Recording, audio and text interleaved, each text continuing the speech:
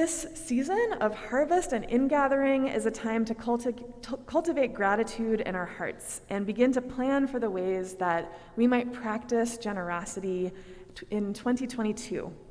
So today we begin to prepare for Stewardship Sunday, which will take place on November 21st.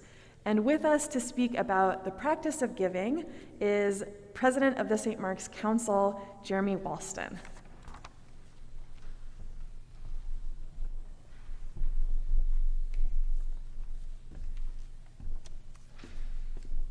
Thanks, everybody. I want to thank everyone for their hard work yesterday in making so many successful events here. But so stewardship, just as an aside, it really is all about taking care of St. Mark's.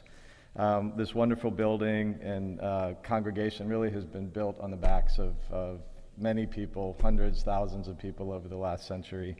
And hopefully we're going to be able to keep everything going for another 100 years or more. But as everybody knows, it takes time and treasure to make such magic as can happen in this place happen. So as part of the fall stewardship campaign of our congregation, we're going to have a series of brief talks by members of the congregation and really talk about testimonial as to why people give their time and treasure and why it's important to them. And really in the spirit of gratitude for things that happen here and things that we do for the community. Of course, our end goal is to get people to commit to stewardship of the congregation, and that really does mean both time and treasure. It's really not just about giving money. We really need everybody's efforts and help in keeping the activities and community engagement and everything else that happens here going. So just briefly, why do I give in gratitude for St. Mark's? I think a personal story for me, it started probably about 20 years ago when my father was diagnosed with cancer. He was relatively young at the time, in his 50s, and it was a really painful dying process for him that took about a year and a half. At the same time, we were in the process of adopting our kids, and it was a really trying time for me.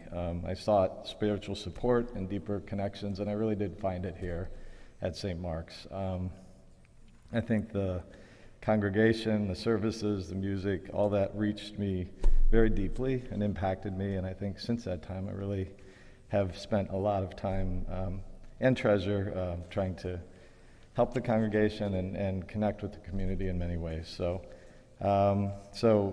I think since that time, it's also been like a second family to me and one that I care about deeply. So thank you for all of your support during that troubling time.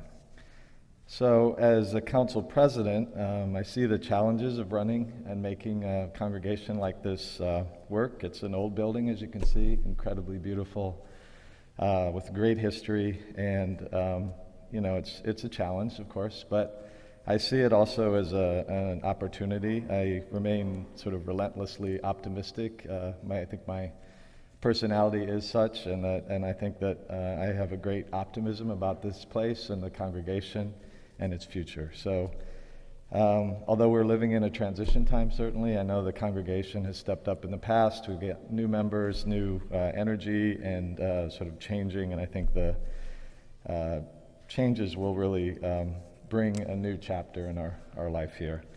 And then finally, as a citizen of Baltimore, I see that St. Mark's really can be this kind of shining beacon for the neighborhood and the people who need it the most.